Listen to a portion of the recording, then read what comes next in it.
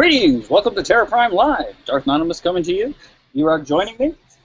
We are today going to talk about the most common beginner mistakes as we start in sabering. Lightsabering obviously attracts a lot of people from fandom, many of which, probably most of whom which, have no martial arts or weapon combat experience.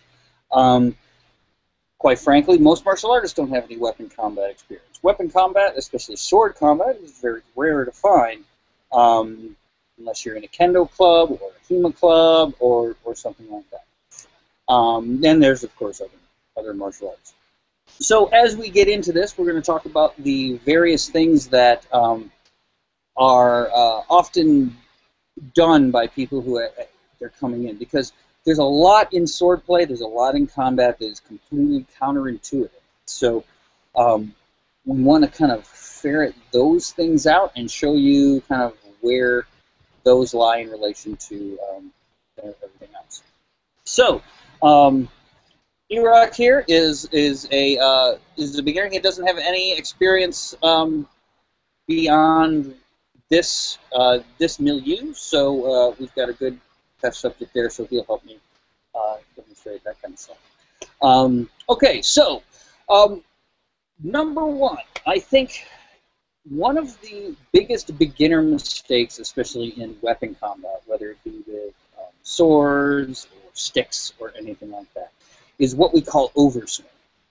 And what that means is basically when I go to swing or to parry something like that, I actually swing at it and I come through.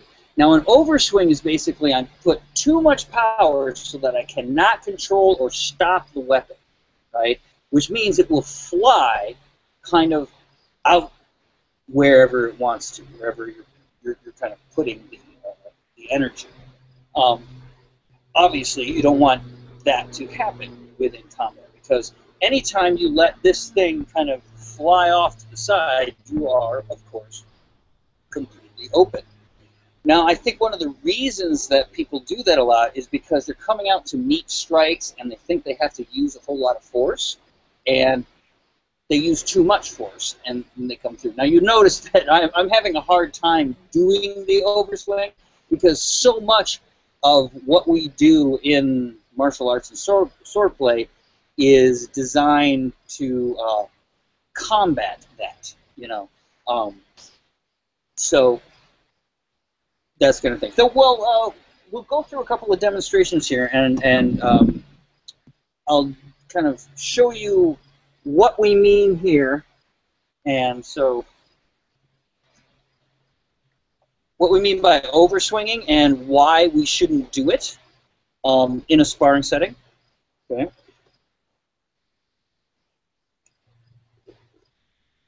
So we're gearing up here. We'll get there to.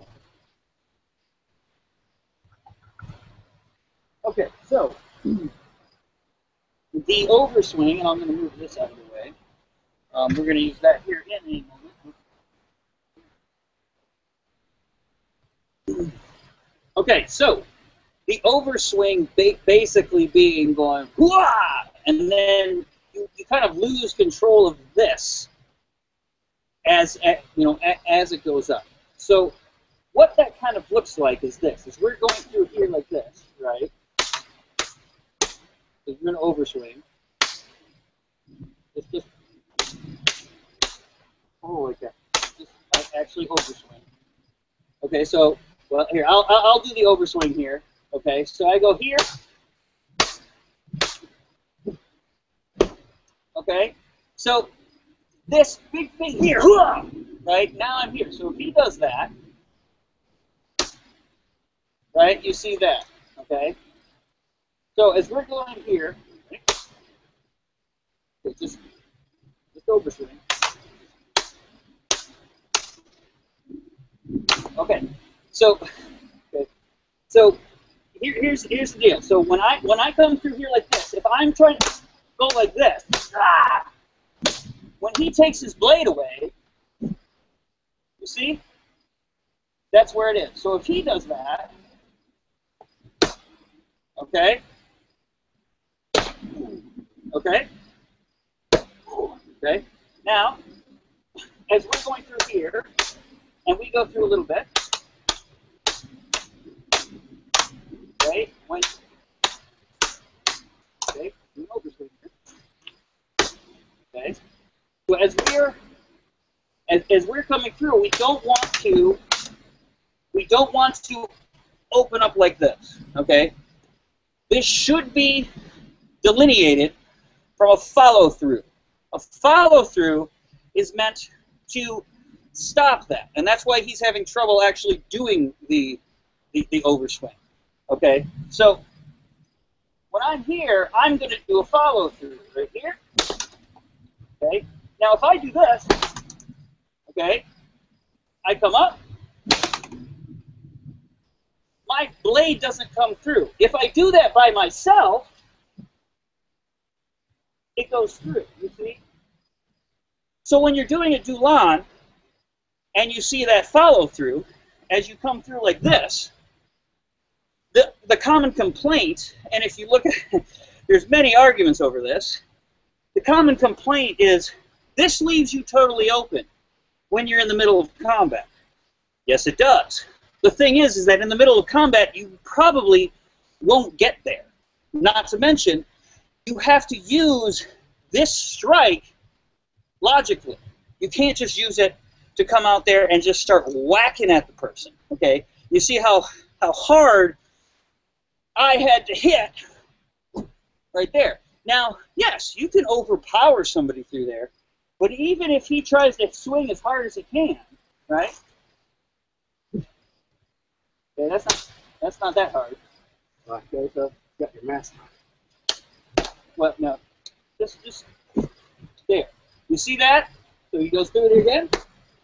Okay, you just take it, goes here, there. Okay. Now he did another thing, which we'll get to in another thing, which is turning your back. Right. Well, I kind of got him in the back of the neck there, because turn the back. Okay. We'll go into that in a second. Okay. What you're really going to learn here is that just because there are these rules of thumb doesn't mean they apply in every single situation. Okay? So here, this is why we use guards. Okay? So if I use a guard, we are the Saunders, right? And we're new to the Pacific Northwest. The rain, the mud, but bam, it's there. The outside comes. We've got some sort of. It's kind of nasty, so you start the towel. We got some sort of commercial coming in there. I don't know why. Okay, so if I have a guard,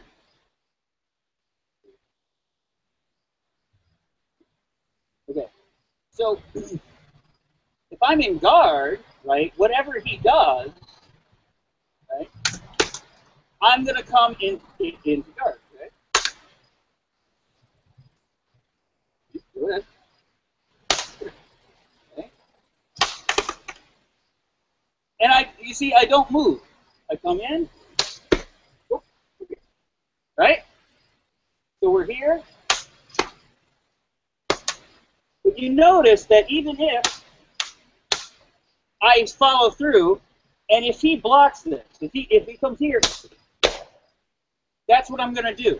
A follow through is there to combat you losing control of your weapon after you've swung all the way through it, right? If that makes sense, right?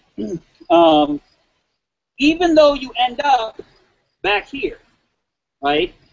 You're controlling it, where it's going, so that you know where it's going.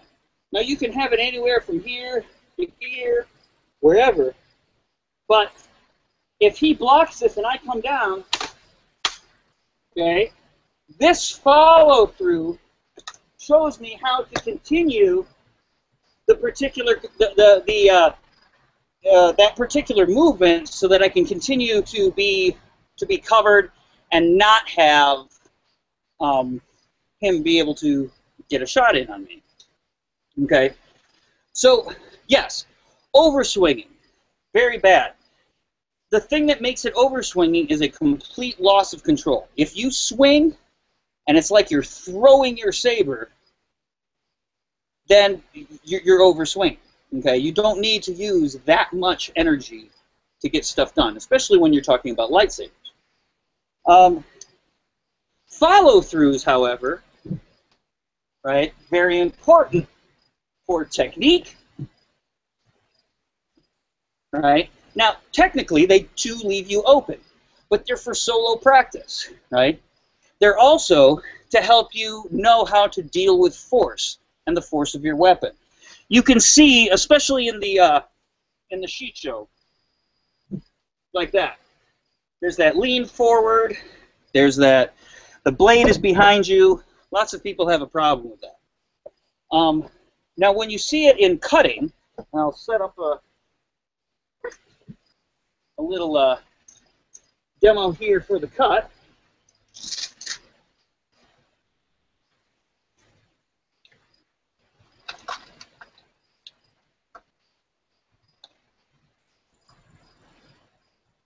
Go up here. Okay. So, so if we take this cut, right, and we will put the bottles so I don't mess up my my thing here, right?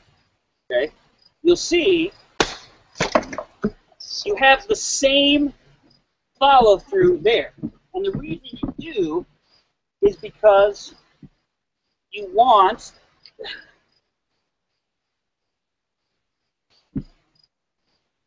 to get the force to go all the way through this bottom, right?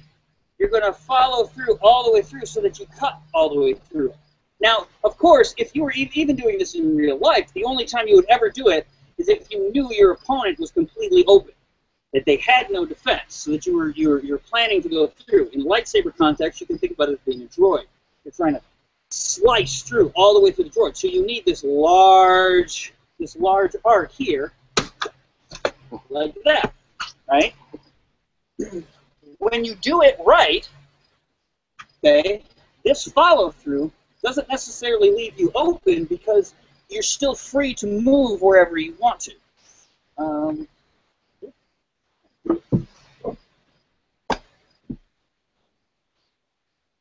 Never gets old watching that. Okay. So that's overswing versus follow-through. Now we're going to do a training hall episode just on that concept pretty soon, so watch out for that. You'll get a lot more information from that kind of thing. Okay, so that's probably the number one thing you see with people who are starting out in sabering. I'll say it. Most of the people who say they do juyo are probably only overswinging. And that's a problem, okay? Because, and this is why we've set everything up as a progression, because you're never going to get to the point where you're putting in maximal amount of effort into your strikes until you get your technique down well enough that you're not going to open yourself up when you decide to kind of unleash, right? Now, if you can't unleash without opening yourself up, whether it be taking things through guards and coming through, and now you can kind of see where a lot of the gem sew stuff comes from, right? That I'm moving between guards here with the idea that as I strike and they either parry or it goes through, I can continue the motion and I can continue my sword movement and being able to defend myself without necessarily having to stop and do something different. All right, so let's see. Got no comments yet anywhere from the social media, so I guess we can probably move on to the next step. Okay, so the other really big problem with, or not problem, but challenge that faces beginners is what we call telegraphing. This is where you have to set up physically. You have to set up in your body moves that come out. So instead of being able to go directly from guard to strike, you have to go up and over, right? And we don't necessarily want to do that, right? We want to be able to move right from a guard into another guard, into another guard, right? And those things that happen between can be considered strikes, right? Okay, so telegraphing is a difficult thing to really think about, but it really comes from good solo practice. If you can do your solo practice in the way that you're taught to, most of the time that solo practice is there to help you stop telegraphing your particular moves. So we'll go into a demonstration of that here.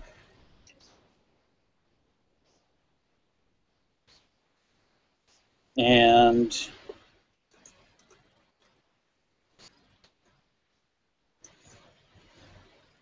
so, if Eric is trying to tag me on the hands, right?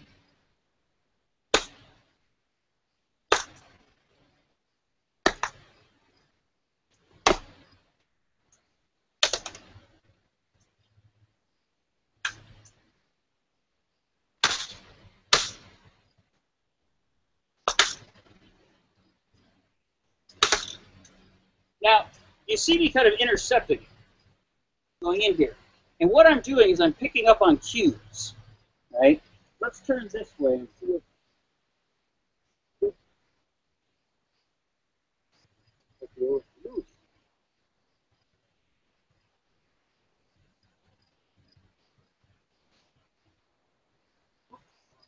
Switch. Yeah, I'll deal with that later.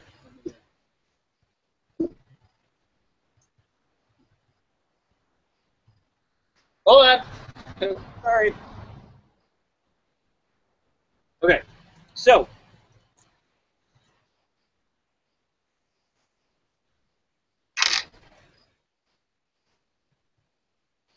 go this way. Okay. As he comes in towards my hand,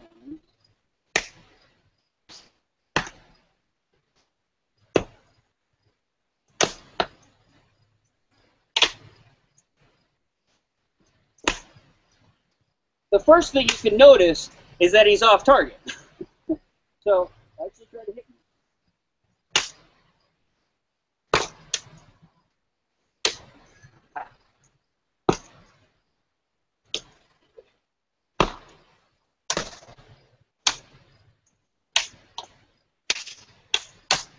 Okay. Notice that every time he's about to do something, he jerks. He goes down, right? Okay. There's a setup, right? If you do that, an experienced opponent is going to be able to read that and intercept that thing before it even happens, right? You're essentially telling him, as I'm here, right? I'm going to go for your hand, right? Oh, yeah. Okay. It's like punch out when they shake their hands. That's what they make. So instead, what we want to do is, okay, lure them into specific positions by giving them things that they think that they can deal with, right? So I come up here, okay? It's what we call a feint, right? The reason those will work is because you're telegraphing your moves. It means I can read the way you respond to things. So when I go here and I catch, right?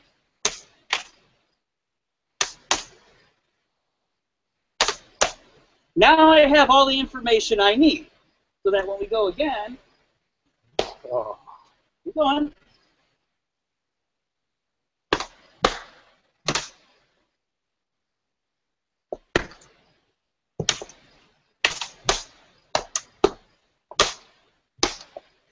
right?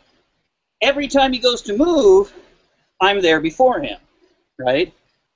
Now, the reason that first beginning, I'm just kind of throwing attacks in there, they're not really intended to hit, right? That's something that you learn to do later on, right? Is I'm going to test my opponent. Just see what he's used to do, right? Sometimes you'll get a hit in there just by accident, right? So now, when I hit a guard, I'm going to manipulate exactly how he's going to react by using that information. So as I'm here, you see, high guard puts him into high guard. Okay? So here's the telegraph. As I'm here, okay, still hasn't learned. Here. Okay, so now he takes high guard. Take high guard.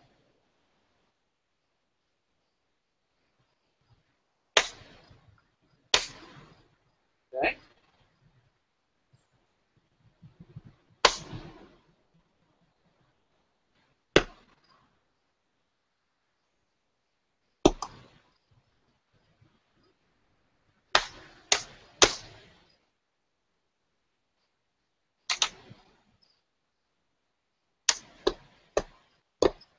Okay, so you see, what's intuitive is not really where you want to be.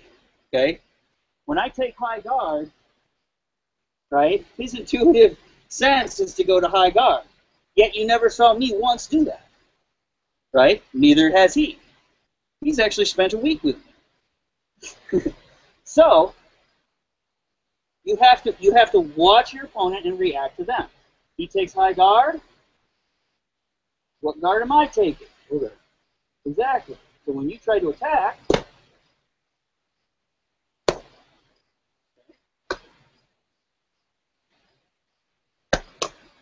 low guard combats high guard. Okay?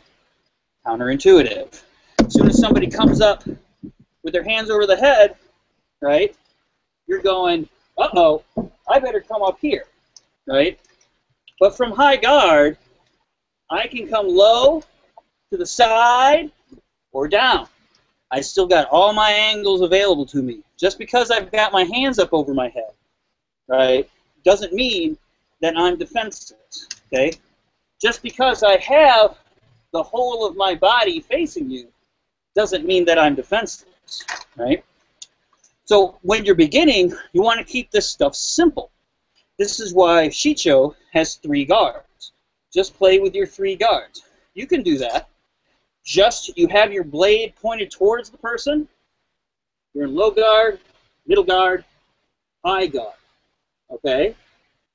These guards will move into and help you develop the other guards that come later in the system. The moon guards then will combine with their high and low. You get into the Ataru and some of the Suma. Many of the orbits are going to work into the guard system. And as you kind of layer this stuff up, you have more and more options to kind of come at somebody. So how do you combat that? How do you not tell the other person that you're about to do something? And this is pretty simple. You just want to move from your guards, right? So if I'm from here, and I want to strike my head, right? Boom. It's directly up, right? So there. If I want to swing up, there. Okay? I can parry by throwing it up here. That sets up strikes, whether it be Cho, Shim, or anything like that. A lot of people, and we'll get into this too, is limiting technique. You want to keep things simple, but you also want to keep your options open, right? So don't necessarily discard something just because you don't necessarily understand it right now. Obviously, you don't have to work with it right now, but keep it in the back of your mind and see how you might place it in there. Okay. Any of that solo stuff that we do is there to help raise your ability to move from particular positions and you know and keep moving. So okay. So if I go through the sheet show line, okay, each of these movements is teaching me to go from a position to another position. As I continue my study, I'm going to learn more positions to go between, right? That's going to offer me more avenues of attack. It's going to offer me more options for defense, right? But the really critical component is you have to be thinking about it, okay?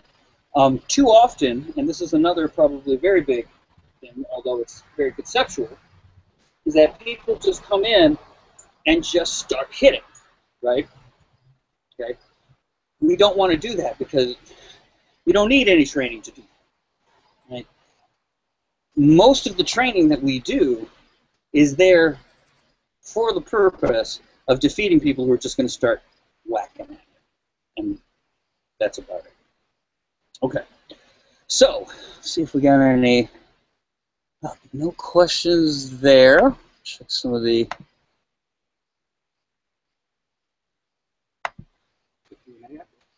All right, yep. Let's see. Yeah, okay. So we will just kind of continue through it. Okay, so let's see. Where was I going to go? What's the next really good kind of very, very common beginner mistake? Well, how about you? What are some questions that you might have had?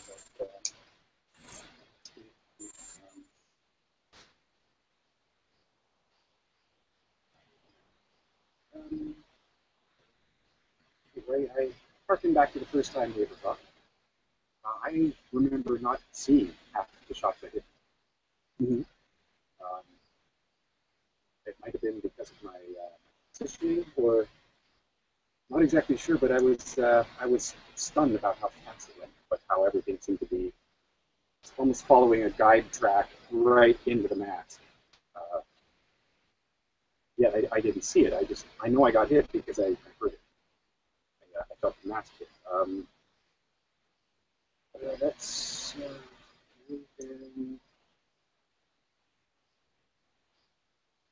I guess footwork. I sometimes fumble over my fumbled hardcore this week, but fumbling over footwork, and I know a lot of this is simple practice and repetition in solo practice. But when I was really new and not quite familiar with the footwork, I often found that I was tripping over my own feet, where that is sort of a cardinal sin in sword fighting. How would you recommend that if somebody wasn't incredibly adept at footwork yet, but was still sparring, what would you recommend them do with feet? Stop sparring. If you don't have your footwork down, you have no business sparring, right? If you can't walk, you have no business running. If you can't crawl, you can't walk, right? It's as simple as that. Lots of people just start getting into fighting, right? And that's a total mistake. What you'll end up with is, again, it's the bashing somebody up against the head, right? Go to a school, find some people who have some experience who can give you some perspective into these techniques and into the different ways you do it. But you don't skip, right? Obviously, if you know, when you're starting out, what's important for a beginner is, of course, footwork, technique, all of that kind of thing. Let me see if we can find a thing for. Okay, well here's one. Here's a good common mistake thing. Okay, you'll see this a lot. People assume this position. Okay, very much like a tennis player, you know, or something like that. Or if we turn to the side, a baseball player, that kind of thing, right? And that's an intuitive position, and it is biomechanically good because it's what we call athletic ready, right? But the problem is that when we're here, this becomes front, and now we've got this huge target here. This goes to this. When people are doing this, they assume that this is front, right? It's not front. This is front, and the technique is to go here, okay? When we are here, and we're going like this, right? The idea is that here, if you want to move over to the side, we go here, we come around like that. The idea is that the target is over here, okay? So if I step this way, we can call this a parry, right, if we want, right? Now, are we going to go through? Probably not. If we happen to have if somebody gets behind us and we have our hand like this, it's good to be able to do that. If we end up getting our hand like this, it's good to be able to take it out, right? But the idea is that we're over here. And the reason is because this is our stance, right? Two-handed is like this. You're going to have your shoulders a little bit more squared. If you're one-handed, you try to make yourself really thin and keep yourself right along that line. Okay? So in like that. Right? So we do not want this. Right? This is a large target. You can easily hit the thighs, the feet, all of that. Okay? So that position. I think we can probably, fold this over into the next bit, which is essentially leaving yourself open. And that is the biggest thing. When people are starting out, you will see this stance a whole lot. This is probably the worst possible stance you could assume when about to start weapon combat. Okay? You have your hands presented, your hilt presented, your entire body presented. Worse, you will see sometimes people like this, just standing like this, right? And they'll come in kind of like this, right? Blade pointing out all the way over to the other side. We don't necessarily want that either. So let me see if I can tighten this guy up here a little bit.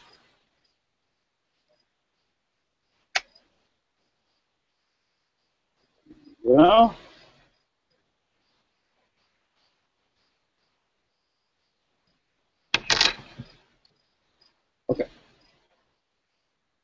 Okay. So the problem with holding your hands kind of like that, right, is as I'm here, there's nothing stopping me from just coming in and tagging him. Now, even if he comes in, right, or try to strike.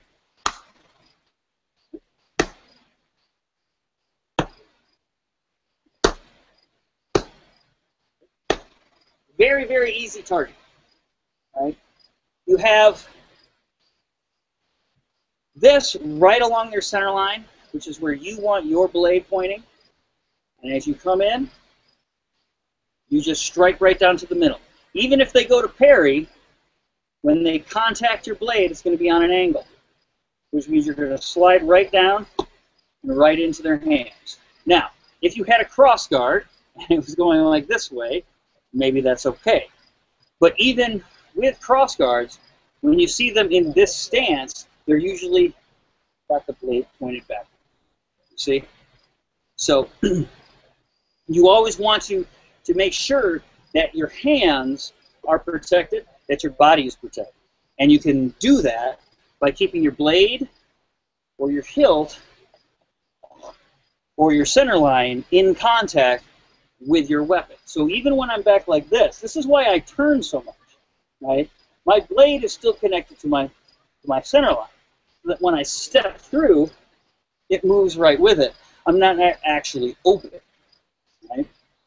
Now, the other thing that you'll see is people will tend to stay in middle guard because they feel they can get everything, and it feels, it feels good to them, right?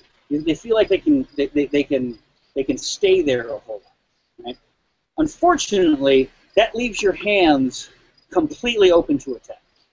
So if I'm here and he's just fighting from middle guard, right? Coming from my hand. Actually, coming from my hand.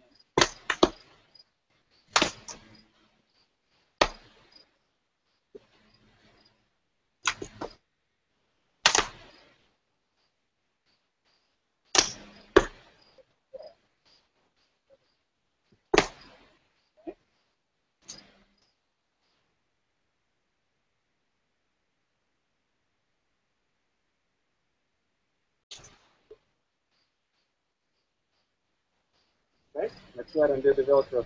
So you see that keeping your hands right here in the middle makes them a very easy target. I don't have to really reach.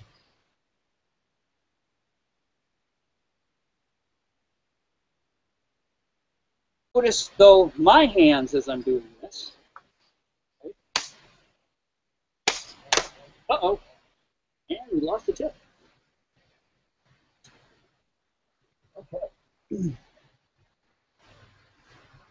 Use your saber hand. So, we will put this guy away.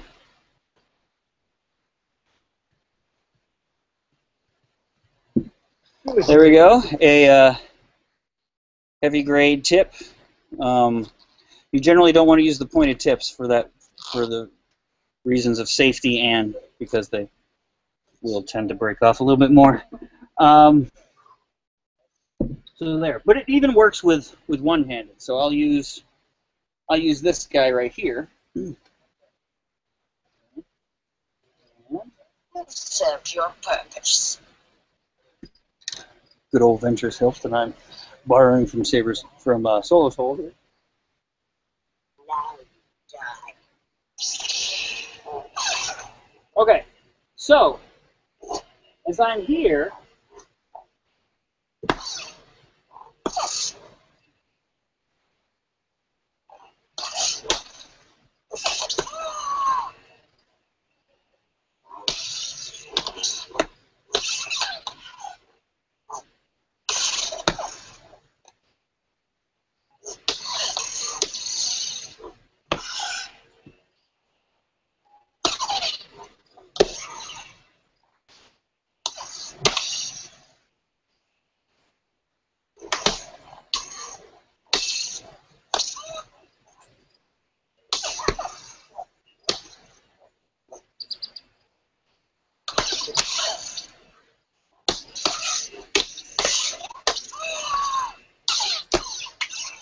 okay, so the moon guards. Hopefully you were able to see those in there, right? Being able to hold it up here, right, allows me a particular range of motion, right?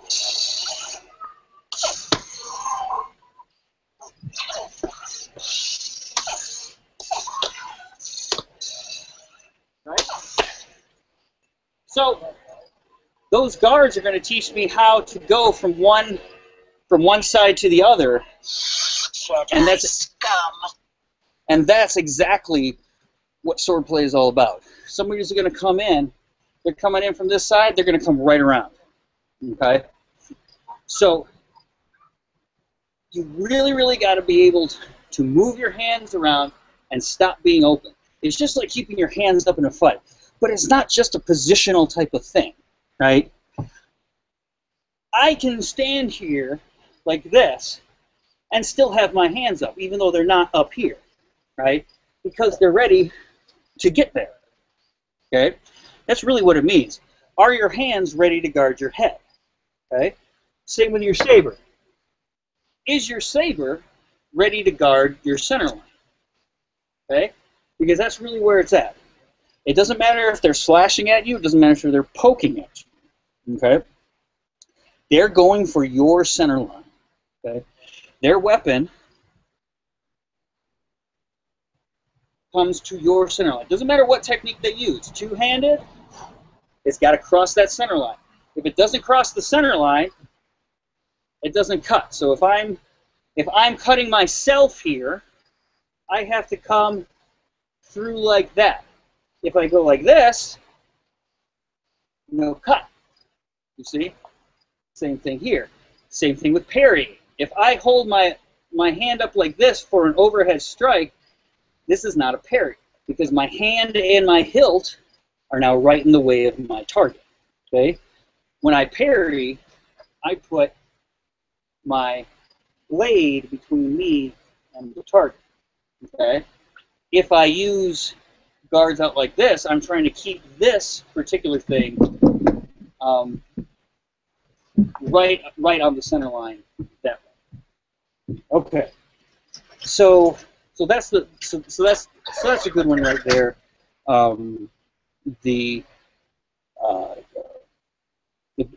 Keeping yourself or remaining open and all that, and that comes from holding the hands like this, staying like this, kind of being lackadaisical with form and all of that.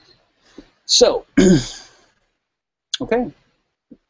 Well, we still don't have any questions, so if you feel the need to, please ask. We will. Let's see what we have next.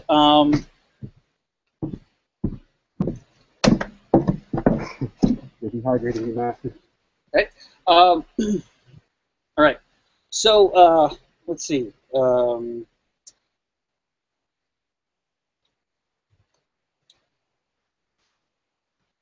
Probably another one of the biggest mistakes is just overcommitting, overextending. Okay. So if you watch people's movement, okay, we want to be pretty still. It's already too late.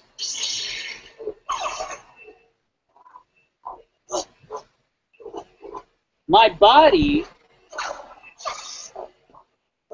doesn't do too much errant movement. The fight isn't over Right? yet. I'm going to stay. I'm going to try to conserve my energy. Okay. I'm not necessarily going to get down here and be running around like that. Okay. Bouncing around like this, ha ha ha. Right? Not really going to work. Patience, awareness, and timing are really what make weapon combat. And this is why weapons are used. You don't need excessive strength or agility.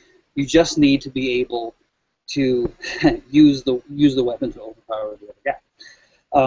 So that would probably be another thing.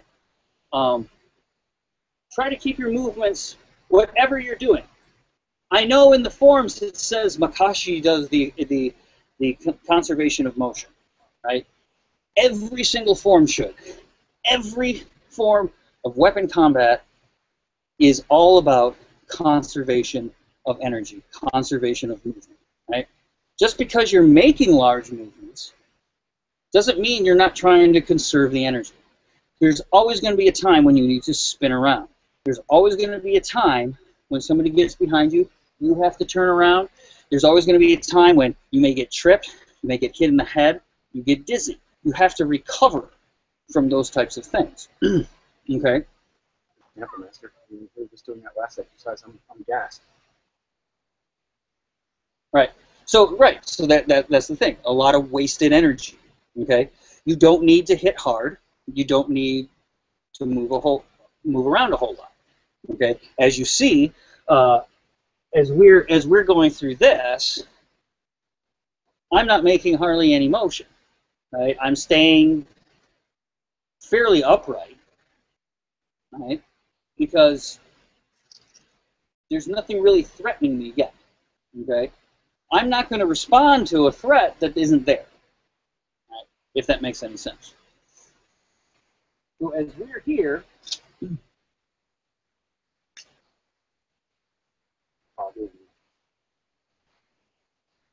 okay. So as we're here, right? As I come in,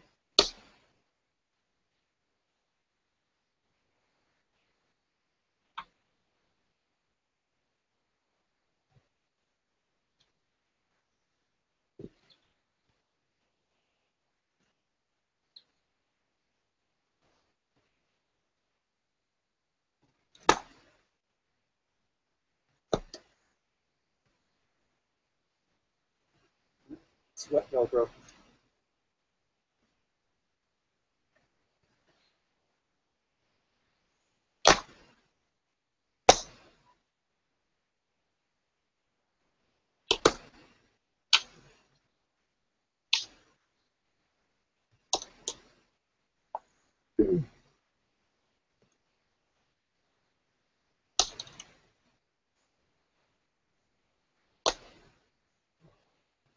Dancing me around, and I'm tired already. I'm not even breathing.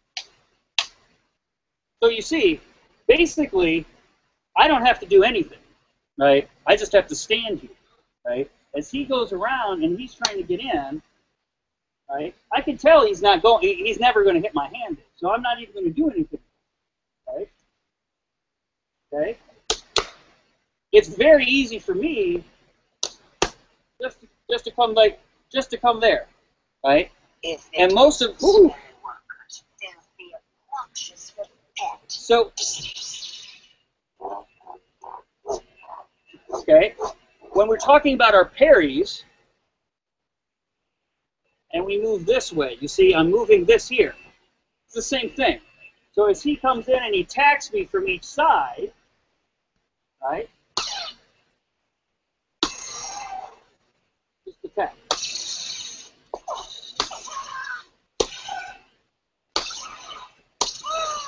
Just attack, back and forth, back and forth.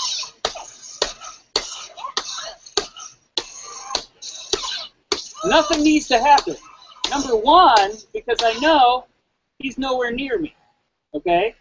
So he doesn't have his distance right. If he comes in to where he can hit me, go ahead.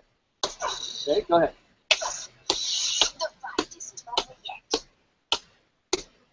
As you see, I can defend this.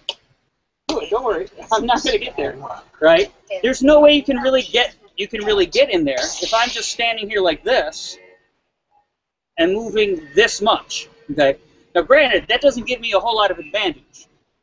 If I just stand there and start elongating the fight, like in Suresu, that can be a disadvantage because it's going to increase the opportunities for the opponent to try to get another hit on me, okay?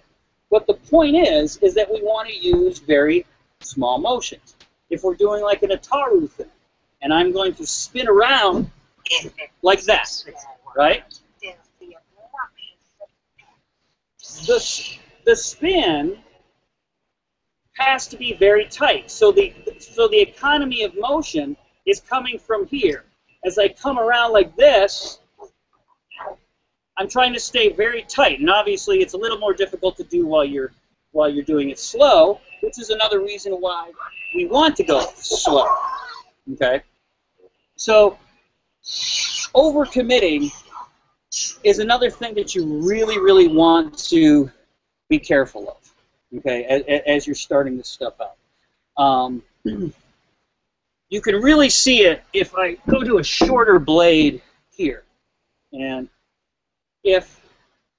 so now I've got a 24-inch blade. There's about 2 inches in here, so it's about a 21-inch blade here on a bad axe. So this is very much like a regular old chopping saber, side sword type of thing. Okay. Because of the short size, obviously, I can't get as close to my opponent. All right. So I have to do other things. So as he's got the longer weapon, right? He has the longer weapon. When he comes in, okay, right? I might not be able to get to him. Right? He can reach out, and I'm not necessarily going to get to him. So what I have to do is I have to get in. And for that, I can't use a whole lot of motion. When he comes in, I'm going to rush in, bring this up, bring that down, there. I don't even have to move the sword aside. I can put my hand behind my back, he comes in, okay? That's the same thing. Because it's short, though, I have to get here, okay?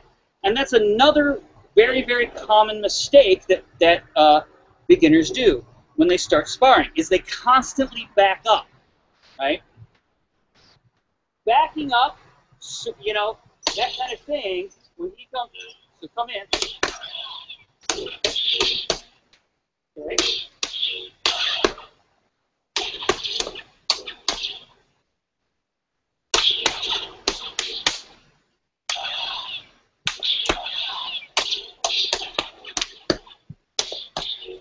You see, as I advance, I take the advantage.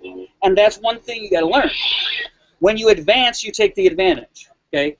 If you're walking backwards, you're not walking the way you're normally used to walking. It's difficult. You can't see behind you, right? So as I press my attack, and he backs up, he's inviting me into his space. So I essentially can carve him up like a Christmas turkey, right? So that's the other thing. You want, when you start sparring, hold your ground.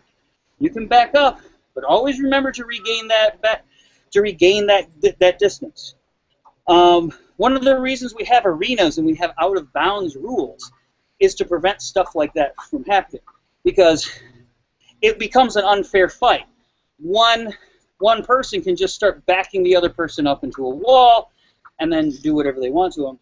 And the whole point of watching it is to entertain people and to have a whole lot of fun. So they try to shy away from that type of thing.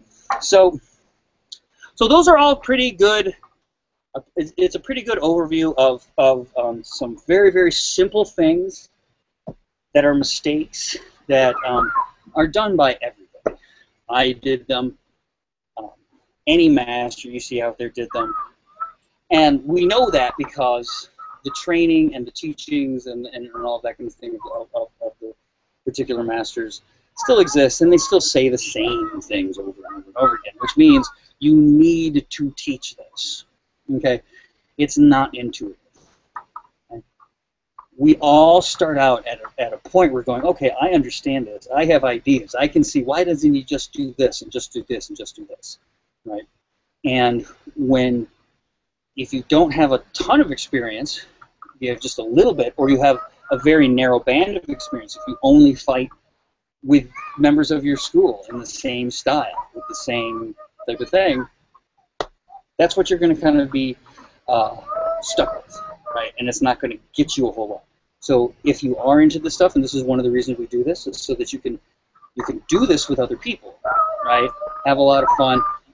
Different backgrounds. Everybody here from TPLA is from different backgrounds. None at all. It doesn't matter. Okay. All of these techniques are universal. This particular weapon can be utilized like any existing sword. Right? So you just got to find the right combination of handle, blade, all that. Okay. So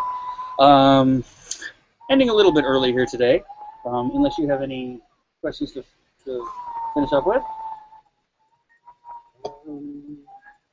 No, but just a recommendation for new sparrers. It takes every ounce of strength you have. You will soon discover that there's a lot of work ahead, even if you get some techniques down. I mean, we were just going for what, 3 to 4 minute bouts? None. And I feel more tired now than I did for this hour than I did for the saber. Well, and that's the thing. When you're in it, we probably went, I don't know if we even went a minute in any of those type of things. But you got to remember that this is very, very hard work. Don't rush to sparring. Everybody loves sparring, and you can do it well enough by yourself and kind of fudge your way through it. But unless you're sparring against people who are higher skill than you, you're learning something, there's some sort of method there. Again, you're not going to have any context in which to put these techniques and what happens within the sparring match. So that would probably be the biggest piece of advice. The other thing, and we always say this, and we've said this on many, many other shows, is beginners go too fast. Right? Slow down, take your time, go painfully slow. There's no rush. It's not a race. You're going to finish when you finish. Right? And that means you've reached the end of your life. So all is good. All right? Okay, so I will we'll sign off here for the evening. Thank you, Erod, for joining us here. Thank you out there in Saberland for watching the show yet again. Hopefully this was helpful to some of you. If you have any questions, please put them in the comments. Visit us on Facebook or any of IRA, any of the other Saber forums out there. And we will say, have a good weekend. May the Force be with you, and happy sabering.